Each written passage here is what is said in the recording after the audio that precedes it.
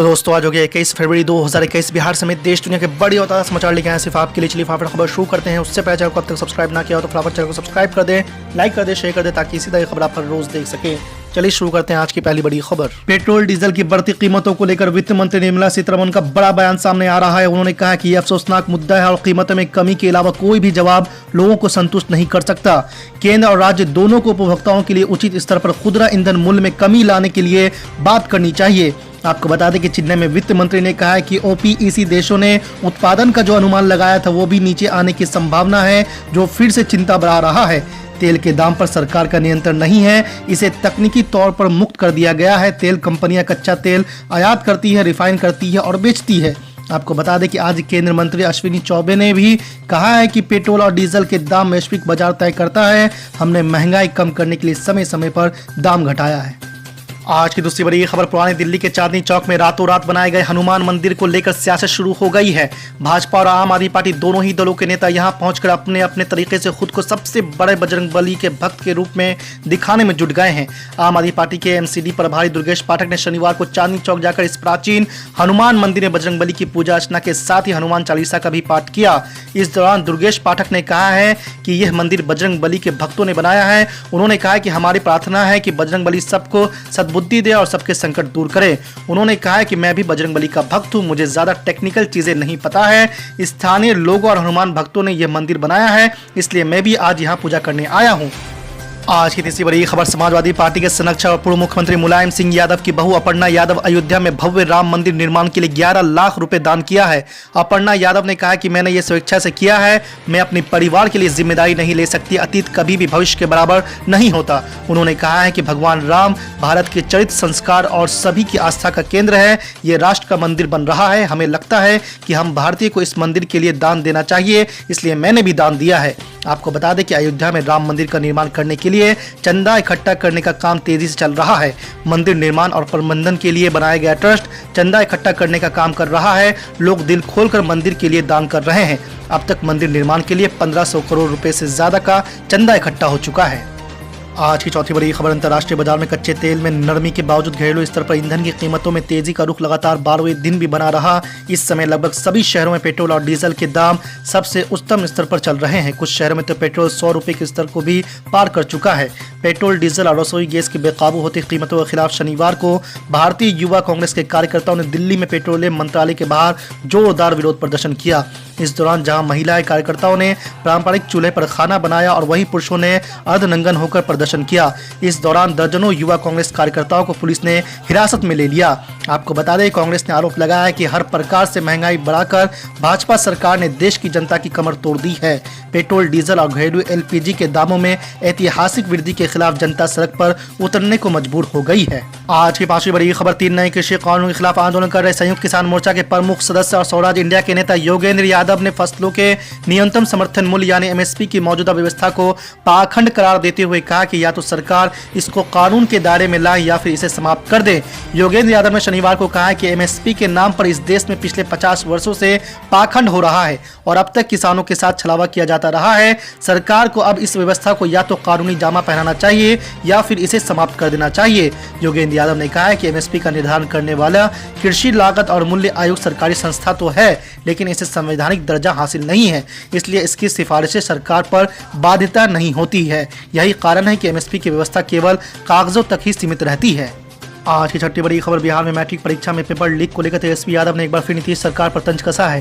तेजस्वी यादव ने एक वीडियो जारी करते हुए ट्वीट कर कहा है कि बिहार बोर्ड की मैट्रिक परीक्षा के लगातार पेपर लीक हो रहे हैं। सरकार गहरी निंद्रा में है, हमेशा हमें सरकार को बताना पड़ता है कि ऐसा हुआ है। उन्होंने कहा है कि प्रतिभाशाली और गरीब बच्चों का भारी नुकसान हो रहा है। बिहार बोर्ड के उच्च अधिकारियों की मिली भगत से ऐसा होता है, लेकिन उन पर कोई कार्रवाई नहीं होती। आपको बता दें कि शुक्रवार को पहली पाली में होने वाले सोशल साइंस की परीक्षा का पेपर लीक हो गया था। शुक्रवार से शुरू हो रहे बिहार बजट के दौरान सदन को नेता प्रतिपक्ष ने पेपर लीक होने की जानकारी दी थी।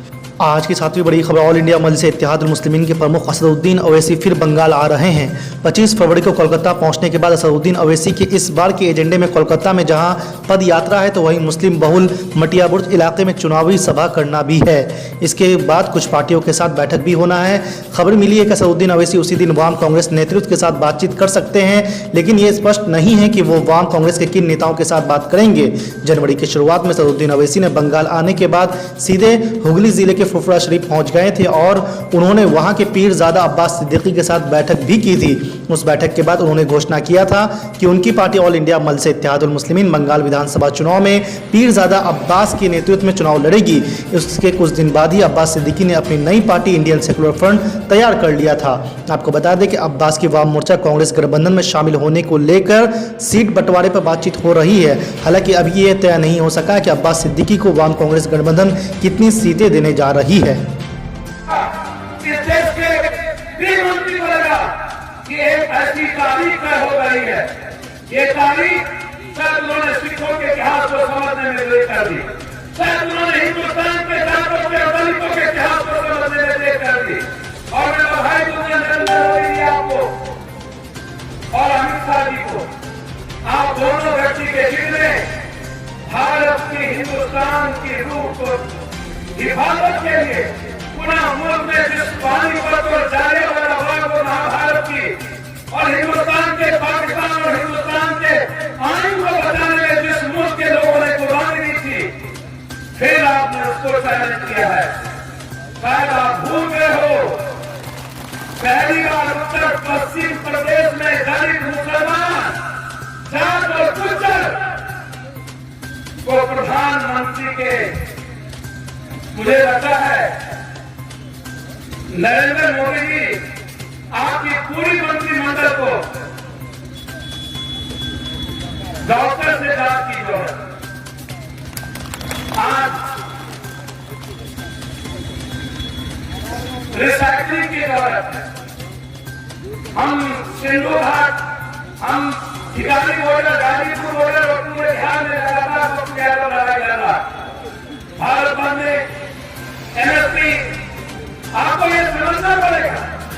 अगर दलित और मुसलमान भाइयों से कहना चाहता, यदि आप इस भारत के मुल्क के नफरत करने वाले वजीर से लड़ना चाहते हैं, ये वक्त आ गया है वो जहां जाए तो आपको बात करना पड़ेगा।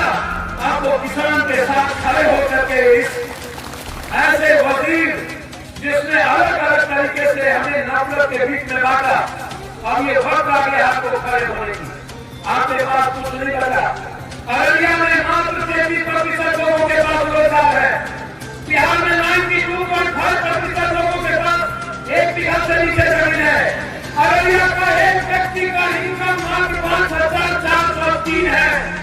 आज बिहार का एक व्यक्ति का सालाना इनकम 33,300 कल बजट में इकोनॉमिकल बजट में आया कि बिहार के एक व्यक्ति का इनकम है मात्र 33,000 कुछ। भारत का एक व्यक्ति का इनकम है 99,000 कुछ। हरियाणा का एक व्यक्ति का इनकम है 1,90,000। हरियाणा, तमिलनाडु, कर्नाटक, केरल सबसे ज्यादा एक व्यक्ति का इनकम है और दुनिया में सबसे कम, यानी हम जिंदगी जीने पर मजबूर है जानवर की तरह, वो बिहार है। बिहार में अररिया है, किशनगंज है, सुपौल है, कटिहार है, सीमांचल का वो इलाका है जहां पर हमारी जिंदगी तबाह हो चुकी है। 30% हम वाटर लॉगिंग में रहते हैं, 30% जलकुंभी में रहते हैं, सालों भर हमारी जमीन पानी में रहती है। 70% बाढ़ से हम लड़ा है, 30% सूखा से लड़ा है। हम पूरे दुनिया बदलने की तारीफ तय कर सकते हैं, लेकिन क्या स्थिति? आप मेहनत करते हैं मक्का और मक्के का मूल्य नहीं मिल पाता है। 5 रुपये का मक्का मुकेश अंबानी के घरों में, मुकेश अंबानी के बालों में, मुकेश अंबानी के दुकान में 700 रुपये 800 रुपये में मिलता है। 2 रुपये का गोभी मुकेश अंबानी के यहाँ 85 रुपये में मिलता है। 5 रुपये का आलू मुकेश अंबानी के यहाँ 55 रुपये में मिलता है। आपका वोट आप दुनिया बदल सकते हैं। आज किसान अपनी लड़ाई नहीं लड़ रहा है, आज किसान बिहार की लड़ाई लड़ रहा है, पंजाब की लड़ाई नहीं लड़ रहा है, राजस्थान की लड़ाई नहीं लड़ रहा है।